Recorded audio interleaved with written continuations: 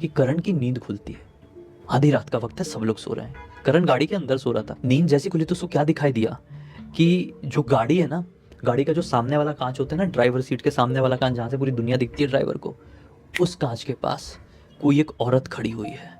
Literally उस औरत की जो आंखें थी ना, वो थी नहीं, यहाँ से सपाट था, एक आंख ये नाक की जगह थी। बारिश से पूरी तरबतर सफेद रंग की साड़ी पहनी हुई थी। करण की सिट्टी पिट्टी गुल। करण ने जोर से चिल्लाया, मम्मी जल्दी उठो। जैसे इसने जोर से चिल्लाया मम्मी जल्दी उठो, वो औरत जो नीचे खड़ी हुई थी कांच के बाहर तरफ, वो ढप से जंप मार के गाड़ी के बोनट में आकर बैठ गई और बोनट के ऊपर बैठकर अपने दो लंबे लंबे हाथों से कार के दोनों हिस्सों को पकड़कर ऐसे ऐसे ऐसे ऐसे करके हिलाने लगी। पूरी गाड़ी हिलने लगी। करण की मम्मी बोलती है कि दरवाजा खोलो, भागते हैं। जैसे ये दरवाजा खोलने गया करण अपने साइड का ना, तो एक आदमी धप से आया, वो भी बड़ा डरावना दिखाई देने में। भाई लिटरली उसके भी बहुत लंबे लंबे घुंघराले बाल थे और अजीब सा था यार, वो बहुत स्कैरी था। मतलब कोई भी डरावना चेहरा इमेजिन कर लो। वो धप से आ गए ये वाले दरवाजे की तरफ। फिर करण की मम्मी इधर का दरवाजा खोलने वाली थी कि उधर भी दूसरा आदमी आया धप से। और अब तीनों मिलके, लंबे चौड़े हैं बहुत ही, औरत भी, तीनों मिलकर गाड़ी को ऐसा ऐसा ऐसा करके हिलाने लगे। अब ये लोग अंदर से कितना भी चिल्लाए, बाहर हो रही है बारिश, जोरों की बिजली कड़क रही है।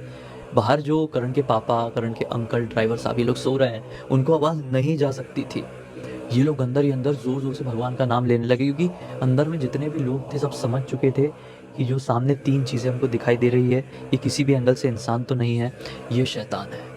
ये जोर जोर से भगवान का नाम लिए ना, बहुत चिल्ला चिल्ला के, तो वो अचानक से दूर हट गए। वो तीनों, जैसे उनको गाड़ी के अंदर से करंट जैसा लगा, हट गए। गुस्से गुस्से में वो लोग उसी शेड की तरफ गए जिस शेड के नीचे करण के पापा, अंकल और ड्राइवर साहब सो रहे थे। वहां पर जाकर करण के जो अंकल जी थे, उनका बाल एक आदमी ने पकड़ा और घसीटते हुए, सामने एक पेड़ था बड़ा सा, उस पेड़ पे चढ़ने लगा। एक हाथ से बाल पकड़ा हुआ है, पूरे शरीर को बाल के उससे उठा लिया और एक हाथ से ऐसे, जैसे बंदर चढ़ते ना, ऐसे पकड़ के वैसे पेड़ के ऊपर तरफ चढ़ गया। बहुत जोर जोर से चिल्ला रहे हो करण के अंकल जी। करण के पापा का वो औरत उनके सीने के ऊपर बैठ के गला दबाने लगी और ड्राइवर साहब का तो समझ लो पूरा शरीर अकड़ चुका था, मुंह से एक शब्द नहीं निकल रहा था। करण के अंकल जी और करण के पापा जो जोर जोर से चिल्ला रहे थे, उनकी चीख की आवाज ढाबे के अंदर तक गई। भागते हुए जो ढाबे का मालिक था, वो एक सरदार जी थे, वो तलवार लेकर आए डायरेक्ट। शायद वो अंदर पहले समझ गए थे कि बाहर कुछ गड़बड़ हो गई है, तो अपनी तलवार निकाल रहे थे। तलवार लेकर आए और कुछ तो भी मंत्र जैसा पढ़े हैं भाई, जो भी मन में पढ़े, उन्हें मंत्र बोलेंगे क्या बोलेंगे, लेकिन मन में पढ़े हैं।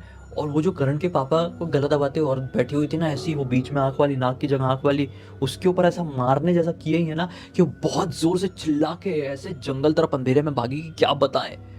और ऊपर से वो जो आदमी था, वो जो राक्षस था, मतलब करण के अंकल जी का सिर पकड़ के ऊपर पेड़ के ऊपर लेकर गया था, उनको वैसे ही छोड़ दिया। वो नीचे गिरे और वो भी चिल्लाते हुए बंदर जैसा कूद के भागा है। उसके हाव भाव से तो पूरा जानवर बंदर जैसे ही समझ में आ रहा था, एक विचित्र सा प्राणी लग रहा था वो यार, लेकिन दिखने में इंसान था, हरकतों से ऐसा था। और जो तीसरा वाला था, वो किधर गया किधर नहीं समझ में ही नहीं आया, उसकी तरफ नजर ही नहीं पड़ पाई। जैसे ये तीनों भागे, वैसे ही करण की मम्मी लोग, करण लोग सब गाड़ी खोल के इन लोगों के पास आए, आप लोग ठीक है कि नहीं, ठीक है कि नहीं। किस्मत से सब ठीक थे, क्योंकि जो पेड़ के ऊपर से करण के अंकल जी गिरे थे, वो कीचड़ में गिरे थे, उन्हें इतनी चोट नहीं आई, थोड़ी मूंछ आई पैर में और कमर में। सरदार साहब सबको अंदर लेकर गए और बोले, देखे इसलिए मैं आपको मना कर रहा था कि अंदर मत जाओ। वो जो औरत थी, उसके साथ जो दोनों आदमी थे, कहा जाता है कि वो अभी के नहीं, बल्कि आज से लगभग 700 साल पहले के भूत प्रेत हैं। पता नहीं क्यों यहाँ पर भटक रहे हैं, उनका इतिहास क्या है कुछ नहीं मालूम, लेकिन हाँ, हमने कई बार उनका सामना किया है।